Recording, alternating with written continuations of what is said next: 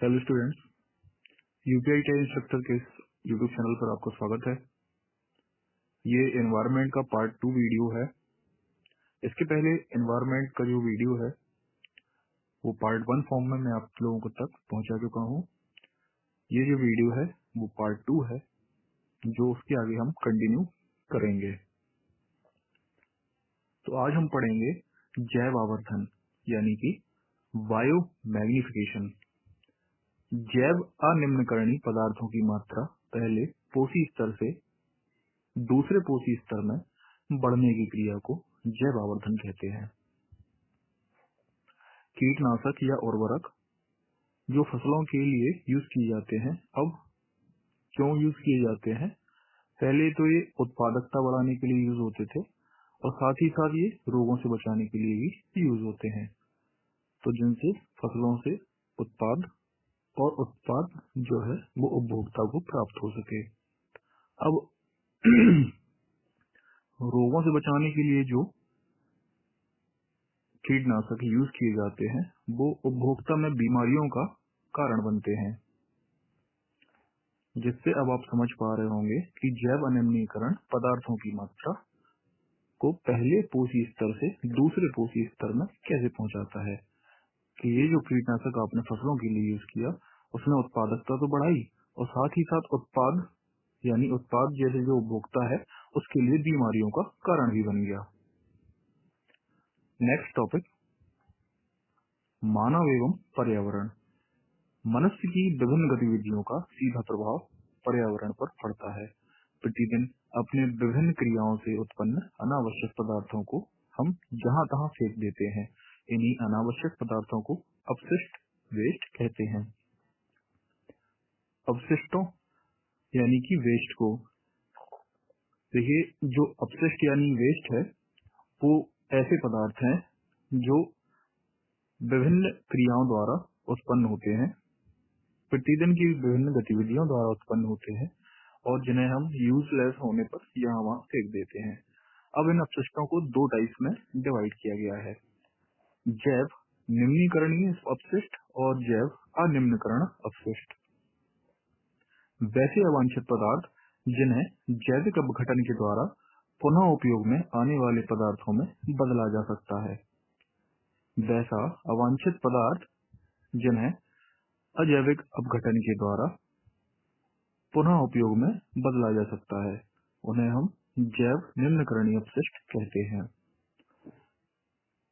जैव निम्नकरणीय अपशिष्ट में जैसे सब्जियों के छिलके, मूत्र, गोबर आदि, इन सबको अपघटन के पश्चात हम किसमें बदल लेंगे? एज ए फर्टिलाइजर के रूप में यूज कर सकते हैं। इसीलिए इसे जैव निम्नकरणीय अपशिष्ट कहा जाता है। अब बात करते हैं जैव अनिम्नकरणीय अपशिष्ट की। अब ये इसका जस्ट अपोजिट होगा। तो वैसे अवांछित पदार्थ जिन्हें जैविक अपघटन के द्वारा पुनः उपयोग में आने वाले पदार्थों में नहीं बदला जा सकता, उसे हम जैव अनिम्नकरणीय अपशिष्ट कहते हैं। जैसे कीटनाशक, डीडीटी, सीसा, प्लास्टिक आदि, यानी एक बार ये हमने यूज कर लिए, इन्हें हम दोबारा प्राप्त नहीं कर सकते। तो ये थे जैव अपशिष्ट और जैव अनिम्नकरणीय अपशिष्ट। अब बात करते हैं ओजोन लेयर एवं ओजोन अपक्षय की। तो आप देख पा रहे होंगे जो हमारा पास में जो मंडल होता है उसे क्षोभ मंडल और दूसरा समताप मंडल, इन दोनों के बीच में जो वायुमंडल होता है उसे ओजोन मंडल कहा जाता है। ओजोन गैस का सिंबल O3 से हम इसे डिनोट करते हैं। समताप मंडल के जस्ट ऊपर मध्य मंडल और उसके ऊपर आयन मंडल और उसके ऊपर वह मंडल होता है। क्षोभ मंडल की जिसे ट्रोपोस्फेयर भी कहते हैं, भूमध्य रेखा से ऊंचाई 16 किलोमीटर तथा ध्रुवों पर ये ऊंचाई 8 किलोमीटर, यानी कि जैसे ही आप 8 किलोमीटर ऊपर क्रॉस कर जाएंगे तो आप ओजोन मंडल में एंटर कर जाएंगे। यहाँ 8 किलोमीटर के ऊपर आपको जेट पवन दिखना चालू हो जाएंगी, जैसा कि आप इसमें चित्र में देख पा रहे होंगे। जेट पवनों के ऊपर ही आपको ओजोन मंडल, जिसकी सीमा 15 से 35 किलोमीटर होती है। अब देखिए जो ओजोन मंडल है, यहाँ पे जो ओजोन लेयर होती है वो ओजोन लेयर सूर्य से आने वाली परावैंगनी किरणों को रिफ्लेक्ट कर देती है। यहाँ आप किरणों को आते हुए देख पा रहे होंगे, ये किरणें आ रही हैं और ये रिफ्लेक्ट होकर वापस जा रही हैं। अब इस ओजोन मंडल के जस्ट ऊपर अगर बात करें तो यहाँ पे समताप यानी स्ट्रेटोस्फीयर होता है। समताप मंडल में ही हमारे वायुयान वगैरह उड़ाए जाते हैं। ये वायुयान की भी एक आदर्श स्थिति होती है। समताप मंडल के जस्ट ऊपर मध्य मंडल, जिसे मेसोस्फीयर भी कहते हैं, और मेसोस्फीयर के जस्ट ऊपर आयन मंडल यानी कि आयनोस्फीयर कहते हैं। आयनोस्फीयर में ही विद्युत चुंबकीय तरंग तथा रेडियो वेव्स यूज की जाती हैं। और आयन मंडल के ऊपर वायुमंडल, जिसे एक्सोस्फीयर कहा जाता है, यहाँ पे हमारे सैटेलाइट्स वगैरह सब कुछ पृथ्वी के चारों तरफ परिक्रमा करते हैं एक्सोस्फीयर में ही। अब बात करते हैं ओजोन की। ओजोन जो है वो ऑक्सीजन के 3 परमाणुओं से मिलकर बना होता है। शुरुआत में ही मैंने आपको इसका फॉर्मूला O3 बताया था। ऑक्सीजन के 3 परमाणुओं से बना ओजोन O3 का एक स्तर वायुमंडल में 15 किलोमीटर से लेकर 35 किलोमीटर तक की ऊंचाई क्षेत्र तक पाया जाता है। यह सूर्य की प्रकाश में उपस्थित हानिकारक परावैंगनी किरणों अल्ट्रावायलेट रेज का अवशोषण कर लेता है, जो मानव के त्वचा कैंसर, मोतियाबिंद तथा अनेक प्रकार के उत्परिवर्तन को जन्म देती है। O2 परावैंगनी किरणें O+O। जब ऑक्सीजन में परावैंगनी किरणें मिलती हैं या ऑक्सीजन परावैंगनी किरणों की उपस्थिति में O+O में डिवाइड हो जाती है, और इससे ऑक्सीजन का एक मॉलिक्यूल ऑक्सीजन के जब मॉलिक्यूल से यानी कि 2 मॉलिक्यूल से टकराता है तब ओजोन लेयर, ओजोन का निर्माण होता है। यूवी रेज आप देख पा रहे होंगे, यूवी रेज ने ऐसे एक पार्ट में डिवाइड कर दिया ऑक्सीजन के मॉलिक्यूल से, जिसके पास 2 मॉलिक्यूल हैं, उससे मिलकर ओजोन यानी कि O3 का निर्माण होता है। कुछ रसायन जैसे फ्लोरोकार्बन एवं क्लोरोफ्लोरोकार्बन CFC ओजोन O3 से अभिक्रिया कर आणविक O2 तथा परमाणविक O में विखंडित कर ओजोन स्तर का अपक्षय कर रहे हैं। मैंने आज एक वीडियो बनाया था, उसमें मैंने आपको बताया था कि कैसे ओजोन लेयर को क्लोरोफ्लोरोकार्बन और फ्लोरोकार्बन जो आपकी गैस और एसी से निकलती है, वो कैसे ओजोन लेयर को नुकसान पहुंचा रही है और ओजोन लेयर में छेद कर रही है, जिसकी वजह से सूरज से आने वाली परावैंगनी किरणें पृथ्वी तक आ जाती हैं, तो जो स्किन कैंसर और मोतियाबिंद आदि बीमारियों का कारण बन रही हैं। इनमें से कुछ सेंट, झागदार शेविंग क्रीम, कीटनाशक, गंधकहारी आदि डिब्बों में आते हैं और फुहारा या झाग के रूप में निकलते हैं। इनकी वजह से भी ओजोन लेयर डिस्टर्ब होती है। अब बात आती है बायोडाइवर्सिटी की। बायोडाइवर्सिटी यानी कि जैव विविधता।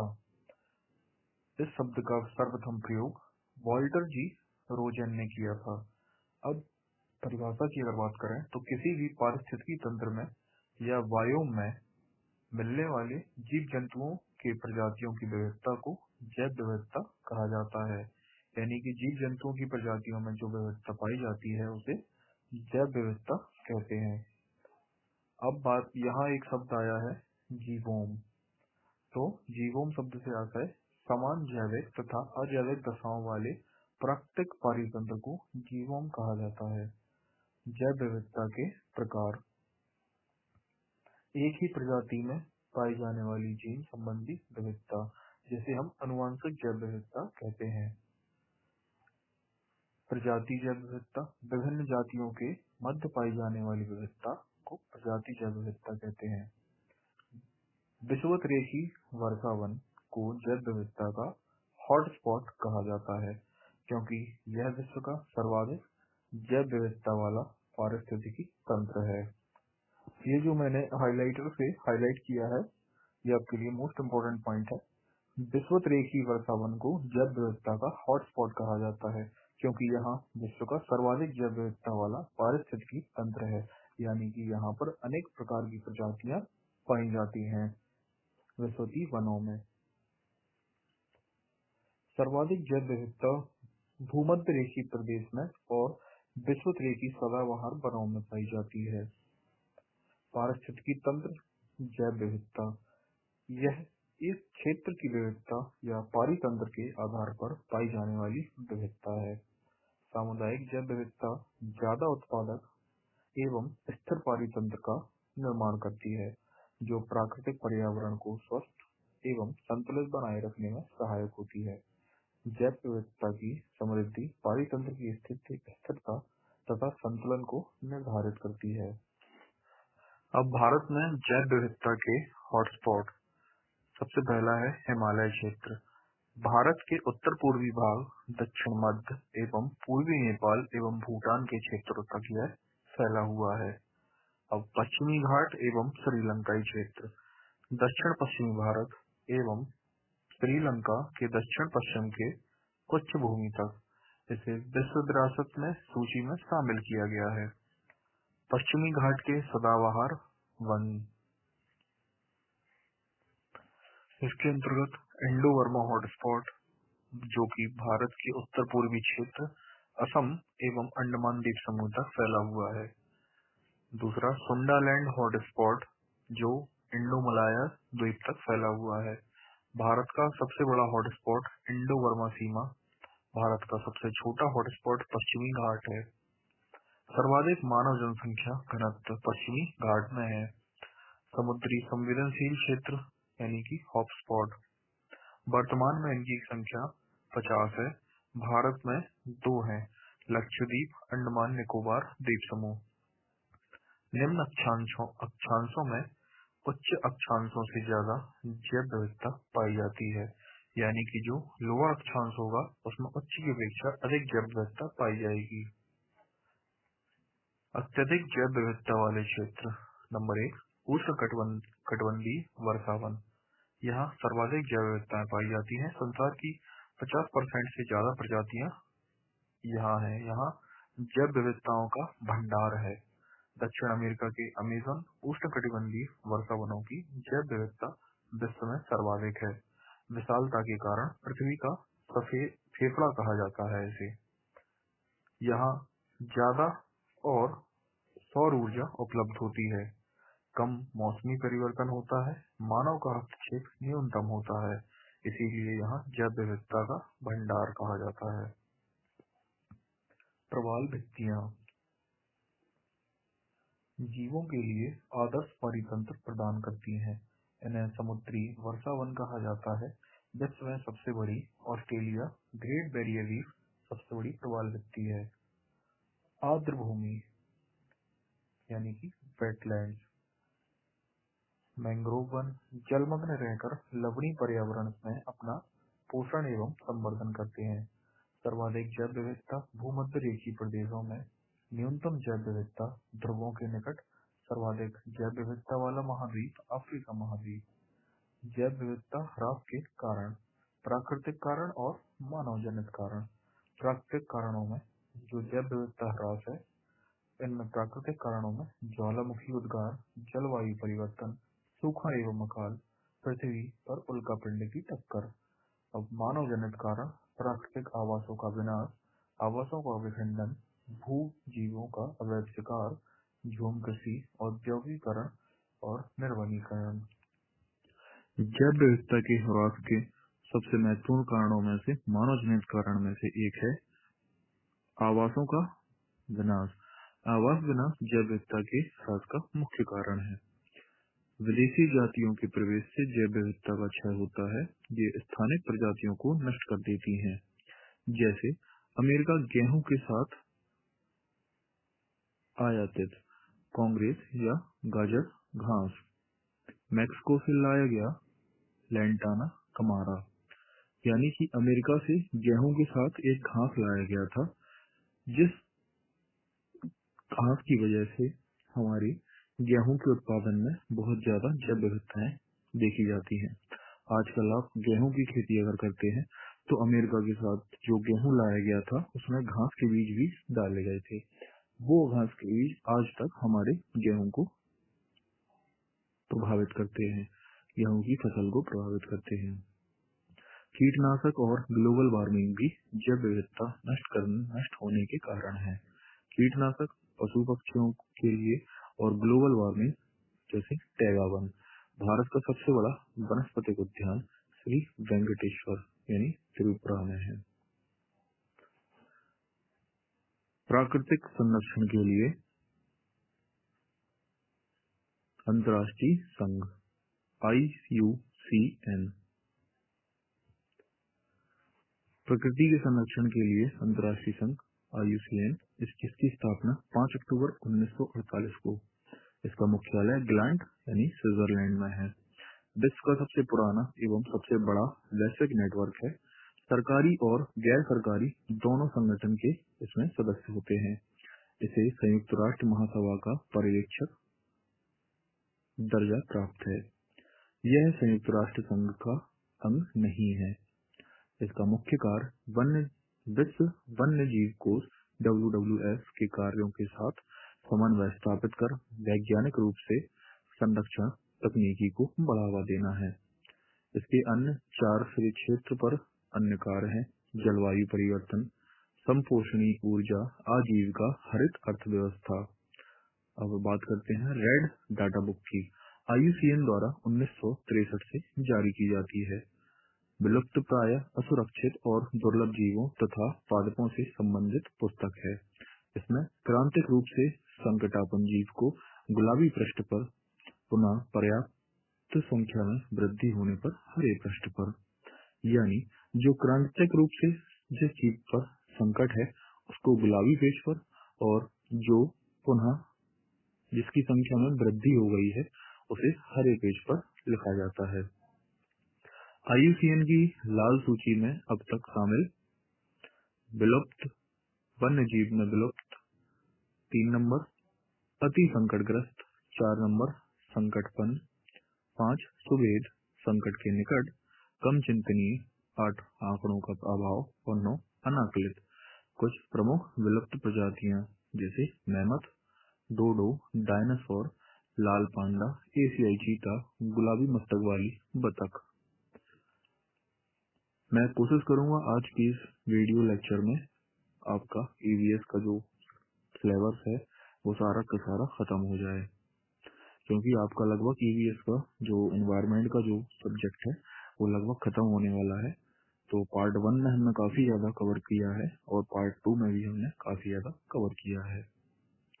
तो इसके बाद हम EVS के सिर्फ क्वेश्चन आंसर की प्रैक्टिस करेंगे, क्योंकि जो आपके मेन क्वेश्चन आंसर है वो इसी टॉपिक से जो मैंने आपको हैंड रिटन नोट्स अपने प्रोवाइड कराए हैं वीडियो फॉर्म में, इनसे बन जाएंगे। तो आपको इसके लिए कोई भी प्रॉब्लम होने की जरूरत नहीं होगी। अब जैसे एक ही क्वेश्चन मैं अभी बताता हूँ क्या बनता है कि रेड डाटा बुक किसके लिए यूज की जाती है, किससे संबंधित है। तो पर्यावरण से संबंधित है। कौन जारी करता है? IUCN जारी करता है। कब जारी की? 1963 में जारी की। किस लिए जारी होती है रेड डाटा बुक? विलुप्त और असुरक्षित दुर्लभ जीवों और पादपों से संबंधित है। तो इस प्रकार के ये क्वेश्चन बनते हैं। तो ये जो पार्ट 2 है आज समाप्त होने के बाद हम अगली बार अगले सेशन में कुछ ऑप्शनल का प्रैक्टिस करेंगे जो कि पर्यावरण सब्जेक्ट से संबंधित होंगे। गंगा डॉल्फिन।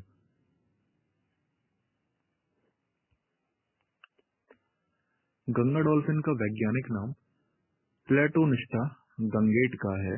यह मछली नहीं पर स्तनधारी जीव है। इसे लोग सुसु भी बोलते हैं। इसकी घ्राण शक्ति अत्यंत तीव्र, इसे सन ऑफ रिवर कहा जाता है।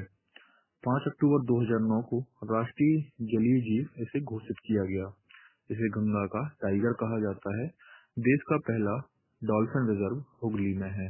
डॉल्फिन अनुसंधान केंद्र पटना विश्वविद्यालय में है। नदी सुरक्षा के लिए बायो मॉनिटरिंग टूल की संज्ञा दी जाती है। रिवर फॉर लाइफ डॉल्फिन के लिए विश्व वन्य जीव कोष द्वारा कार्यक्रम चलाया जाता है। बिहार सरकार ने 5 अक्टूबर को नेशनल डॉल्फिन डे मनाने का निर्णय लिया है।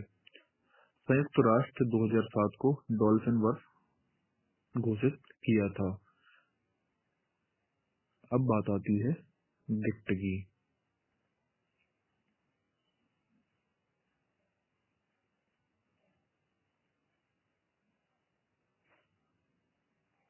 गिद्ध पर्यावरण का प्राकृतिक सफाई कर्मी है। सबसे बड़ा खतरा दी जाने वाली जानवरों को दर्द निवारक दवा जिसमें डाइक्लोफेनेक सोडियम होता है वो गैर सर्ट्राइल दवा है जो गिद्ध के विनाश का कारण बन रही है। गिद्ध प्रजनन केंद्र पिंजौर हरियाणा में है।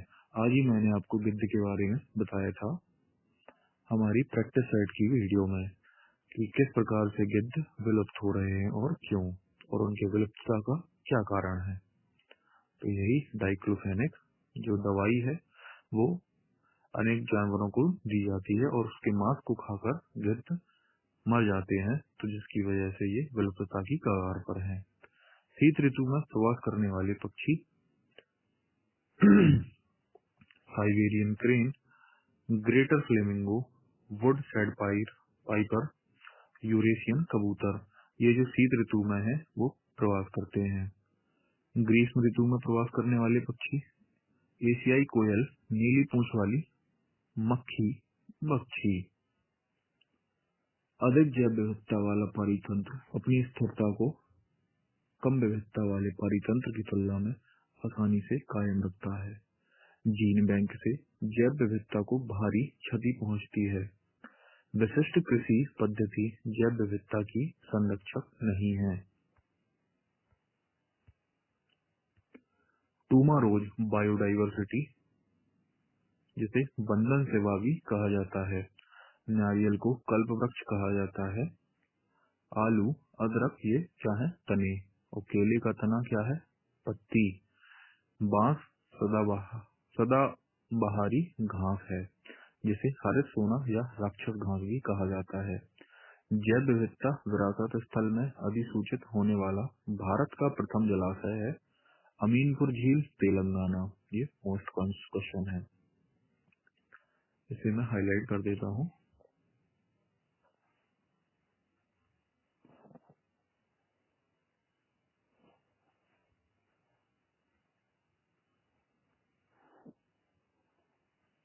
कि अमीनपुर झील जो जैव विविधता विरासत स्थल में भारत का प्रथम जलाशय है वो तेलंगाना में है।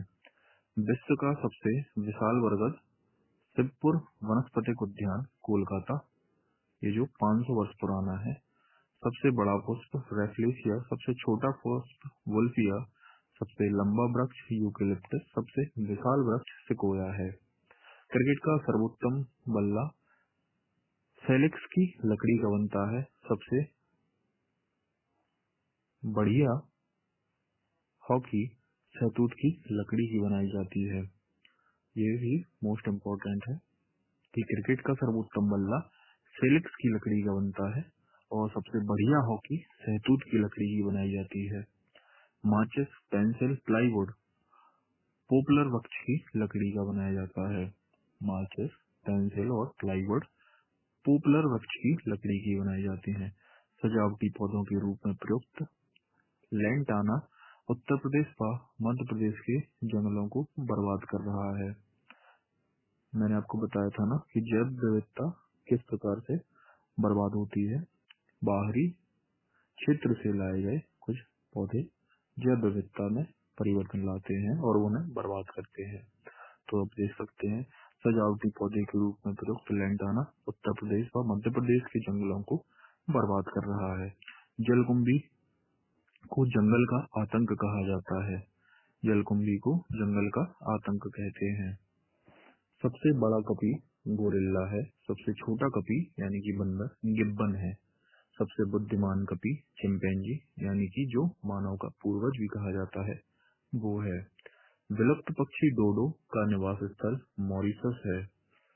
अब बात करते हैं गाजर घास की, जिसके बारे में हम पहले भी चर्चा कर चुके हैं कि जिसने गेहूं की खेती को अधिकतर बर्बाद कर दिया है। देखिए, ये अमेरिका से आयातित गेहूं था, जिसे PL 480 के साथ जाना जाता है।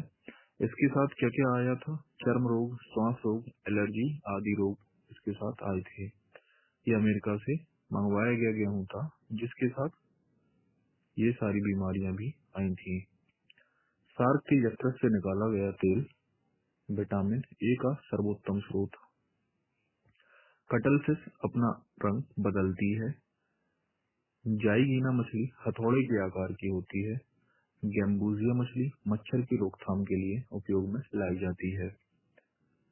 सीवक थार्न, जिसे लेह बेरी लद्दाख के क्षेत्र में पाया जाता है। विटामिन तथा पोषक तत्व प्रचुर मात्रा में इसमें होता है। ठंडे क्षेत्रों में रहने वालों के लिए यह अनुकूलित है। देश का पहला तितली पार्क बानेरघट्टा बंगलुरु में है। राष्ट्रीय जैव विविधता कार्य योजना 2008 में शुरू की गई। Indian board of wildlife की स्थापना 1952 में की गई। देश का पहला कॉल चाइल्ड wildlife corridor Madhya Pradesh में है। ग्रेट इंडियन बस्टर्ड, जिसे सोहन चिड़िया या शर्मीला पक्षी भी कहा जाता है, वो एक राजस्थान का राजकीय पक्षी है। संरक्षण के लिए इसके लिए घोड़ावड़ संरक्षण प्रोजेक्ट है जो कि चलाया जा रहा है। जैडोन कर्कस एक रात्रिचर पक्षी है। श्री लंका मलेश्वर वन्यजीव अभ्यारण्य में यह पाया जाता है, जो कि आंध्र प्रदेश में है। अब बात करते हैं जैव विविधता के संरक्षण के बारे में।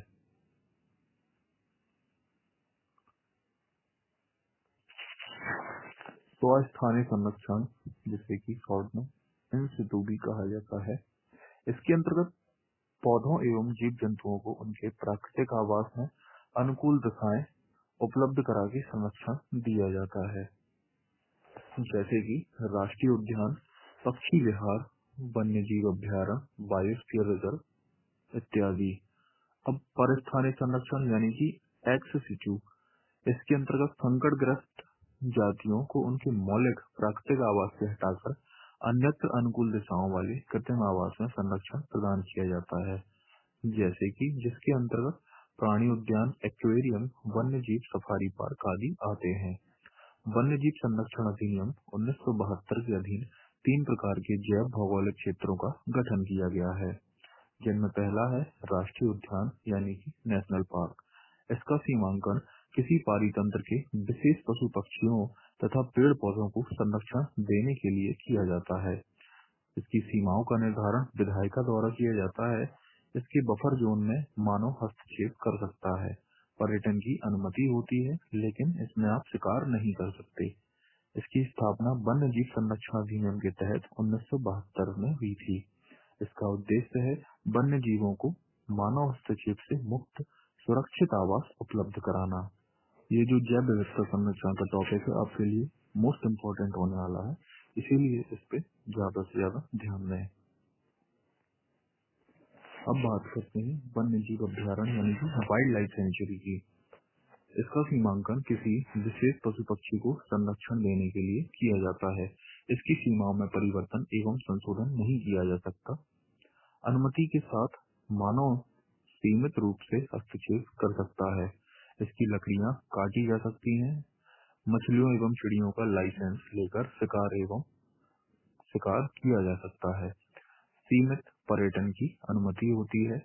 शोध कार्य की सुविधाएं उपलब्ध नहीं होती हैं वाइल्ड लाइफ सेंचुरी में। अब बात करते हैं जीव मंडल आगार यानी कि बायोस्फीयर रिजर्व की। तो बायोस्फीयर रिजर्व में सीमांकन करते हैं अंतर्राष्ट्रीय नियमों के आधार पर। सीमाओं का निर्धारण होता है विधि प्रक्रियाओं द्वारा। एक से अधिक पारितंत्र होते हैं। जैविक, सांस्कृतिक, प्राकृतिक स्थल आकृतियों को संरक्षण दिया जाता है। बायोस्फीयर रिजर्व की संकल्पना का उद्भव यूनेस्को ने 1971 के मनुष्य व जीव मंडल यानी कि मैब कार्यक्रम के अंतर्गत किया था। भारत में 1986 में प्रारंभ हुआ, वर्तमान में कुल 18 है। भारत का पहला बायोस्फीयर रिजर्व नीलगिरी 1986 में बनाया गया। क्षेत्रफल की दृष्टि से यह सबसे बड़ा कच्छ और सबसे छोटा डिब्रू सैखोवा है।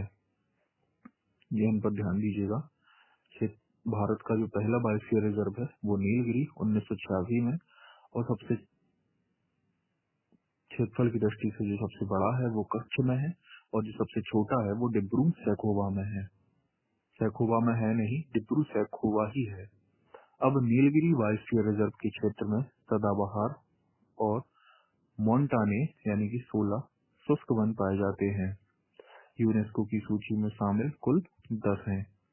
नीलगिरी, मन्नार की खाड़ी, सुंदरवन, नंदा देवी, नौकरेक, पचमढ़ी, सिमलीपाल, अमरकंटक, ग्रेट निकोबार और अगस्थमाला, ये 10 बायोस्फीयर रिजर्व हैं जो यूनेस्को की सूची में शामिल हैं। अब कुछ मोस्ट इम्पोर्टेंट पॉइंट्स के बारे में हम बात करेंगे जो आपके आने वाले एग्जाम के लिए अति महत्वपूर्ण होंगी। इन दोनों पार्ट 1 और पार्ट 2 में आपका एक भी सिंगल क्वेश्चन आने वाले एग्जाम से बाहर नहीं जाएगा, ये मेरी गारंटी है, क्योंकि मैंने सब कुछ इसमें कवर किया हुआ है। अब देखिए, पर्यावरण निश्चयवाद के प्रतिपादक कौन थे? Carl Ritter. सतत व स्थायी विकास किस प्रकार की अवधारणा से संबंध रखता है? नवनियतिवाद अवधारणा से। जीवों के पारिस्थितिकी कारकों का योग पर्यावरण है, यह किसने कहा? ए फिटिंग ने। भूमिगत जल के दोहन के कारण संसार का कौन सा शहर सर्वाधिक प्रभावित हुआ? Brooklyn, USA. ओजोन स्तर के संरक्षण का सर्वप्रथम पता लगाया जोसेफ फॉरमैन 1985 इंग्लैंड में। संयुक्त राष्ट्र संघ ने वर्ष 2002 को सतत विकास अंतर्राष्ट्रीय वर्ष घोषित किया। सतत विकास के लिए आवश्यक है जैव विविधता का संरक्षण, प्रदूषण का निरोध व नियंत्रण, निर्धनता को घटाना। अंतर्राष्ट्रीय हाइड्रोलॉजिकल दशक मनाया गया 1965 से 1974। दक्षिण पूर्वी संयुक्त राज्य अमेरिका का नरक किस नदी को कहते हैं? टेनेसी नदी को। भारत की दामोदर नदी परियोजना किस नदी परियोजना की अनुकृति है? टेनेसी घाटी की। विश्व का सर्वाधिक अवसाद का परिवहन करने वाली 2 नदियां, येलो नदी जो चीन में है एवं गंगा नदी। राष्ट्रीय पर्यावरण अभियांत्रिकी शोध संस्थान नीरी कहाँ है? नागपुर में। पहली वन नीति की घोषणा कब की गई? 1894 ईस्वी में। स्वतंत्रता के बाद वन नीति बनाई गई 1952 में, और 1988 में इसमें संशोधन किया गया। राष्ट्रीय नदी नीति बनाई गई 1988 में। राष्ट्रीय पर्यावरण नीति बनाई गई 2006 में, और सामाजिक वानिकी कार्यक्रम चलाया गया 1976 में। जल प्रदूषण निवारण एवं नियंत्रण अधिनियम बनाया गया 1974 में। ध्वनि प्रदूषण नियंत्रण एवं नियमन अधिनियम बनाया गया 2000 में। इको मार्क स्कीम बनाई गई 1991 में। कुछ अंतर्राष्ट्रीय प्रयास देखते हैं। संयुक्त राष्ट्र मानवीय पर्यावरण सम्मेलन 1972 स्टॉकहोम, स्वीडन में मनाया गया।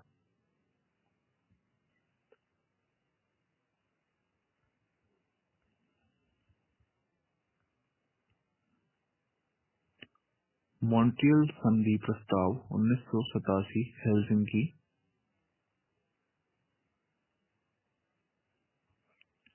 1987 में हेलसिंकी सीएफसी के उत्पादन पर प्रतिबंध। पृथ्वी शिखर सम्मेलन 1992 ईस्वी में। क्योटो प्रोटोकॉल 1997 में। जोहान्सबर्ग सम्मेलन 2002 में। कोपेनहेगन सम्मेलन 2009 डेनमार्क में मनाया गया। तो ये थी आज की ईवीएस की क्लास। मैंने इस दोनों पार्टों में अधिक से अधिक पोर्शन आपका कवर किया हुआ है। इस पोर्शन में से आपका, इन दोनों वीडियो में से आपका कोई भी सिंगल क्वेश्चन आने वाले एग्जाम के बाहर नहीं जाएगा। तो मेरे साथ जुड़े रहिए। मेरे चैनल को लाइक, शेयर, सब्सक्राइब जरूर करें, क्योंकि ये हमारे लिए मोटिवेशन की तरह कार्य करता है।